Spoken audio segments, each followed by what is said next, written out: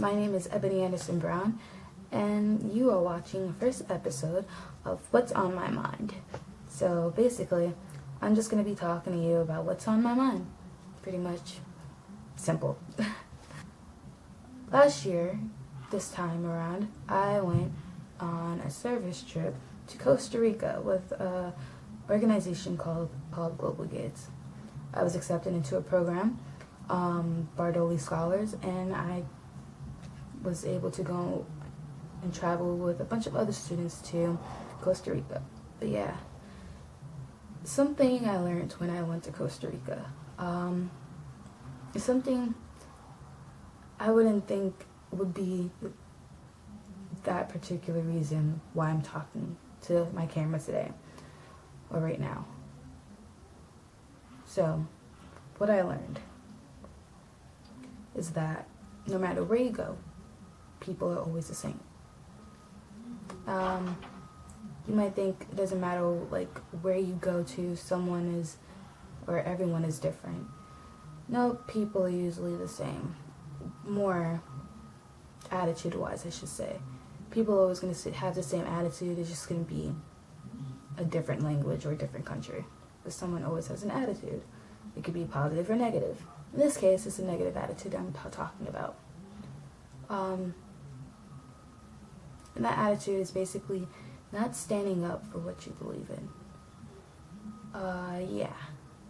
It seems very simple and unradical, but it is radical. Because when I went there, one of the service projects that I had to perform was a rehabilitation on a park nearby a school that we attended. And I hated it so much. Not doing it, just the feeling and the vibe that I got from the community. We learned when we were going to start rehabilitating the park was that it took that community, I think 10 years, to do something about it. I mean, there was needles and drugs at this park and everything. And you wouldn't think that people would keep those things there. You would think they would pick it up because there's a bunch of kids that are running around. They need a place somewhere. Apparently, no. Whenever people walk by it, they'll just walk by it. They don't bother to look at it. And I think that's just pitiful and pathetic. I think you should do something. I mean, you have kids. They're going to want to go to that park. They're going to see swings. They're going to run straight to it. They didn't do anything. They just pulled their kids and dragged them along. It took them probably 10 years just to do something about it. And that was because a bunch of teenagers from a different country came and started painting fences. We painted fences. We concreted. We put tires with concrete into the ground. We also repainted swing sets and slides. It was really cool. We put in a slide. That was really fun. But it was pathetic.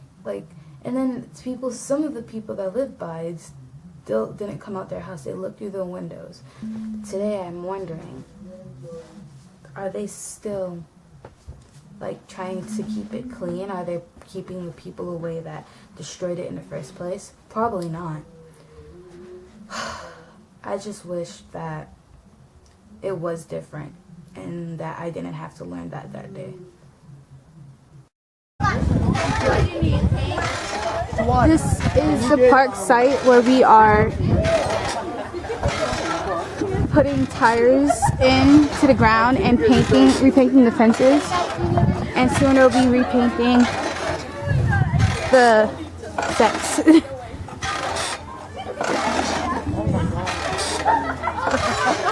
And that's where they're making the cement to hold down the tires.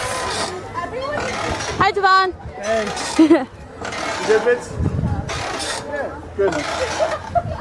And they're dancing over here to music.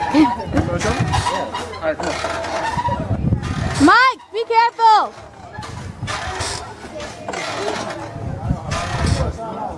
And Mike is walking on the bars like a tightrope. Don't fall!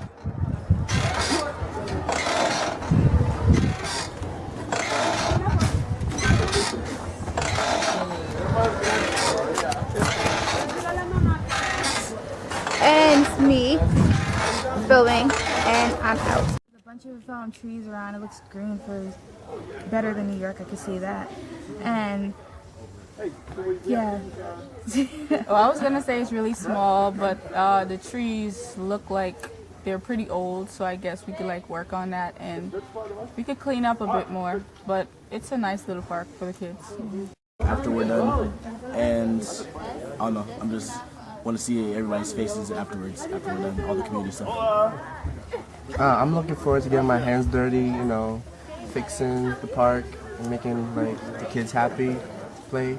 Yeah, excited. Putting tires into the ground so that they can actually go through, and hop on the tires to play around. It'll be much more fun to play with.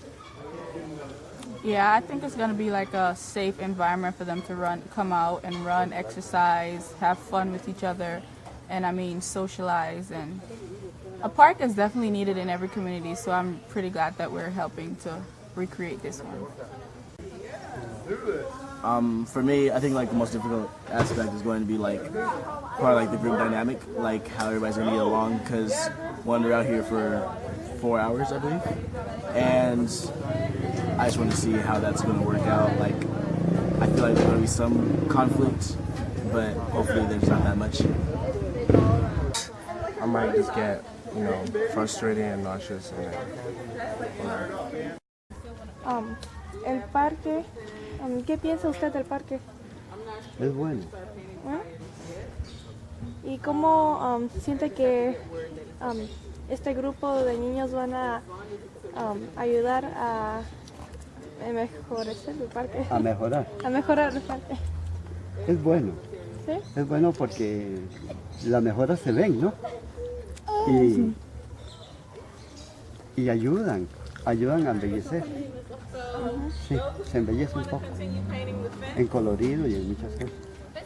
¿Y usted qué más quiere ver en este parque? No, que siempre se mantenga.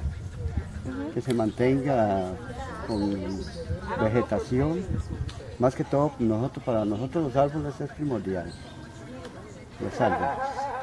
Y después lo demás es bueno, sí. Pero que haya bastante árboles, matas con flores, todo eso es lo que nos gusta. Sí. Y que los niños y los que vienen de afuera cuiden. Sí. ¿Y usted, este es su hijo? Nieto. ¿Nieto? ¿Usted ¿Qué beneficios para que usted quiere? ¿Qué beneficios quiero? Que sí. No, por ahorita todo va bien. Es cuestión de irle dando mantenimiento. Nosotros tenemos el beneficio entre nosotros mismos, darle mantenimiento, hacer las aceras, que se deterioran, volverlas a hacer y todas esas cosas. Ese es el beneficio, ¿no? Mantenerlo. Sí, que se mantenga. Sí. Porque esto es una cosa muy diminuta, muy chiquitito. El parque es muy pequeño, una cosa muy pequeñita. Entonces, darle mantenimiento que requiere. Eso es todo. Sí. Gracias. Le gusta las mayas, sí, está emocionada por todos, por jugar con sus amigos, sí. ¿Qué más?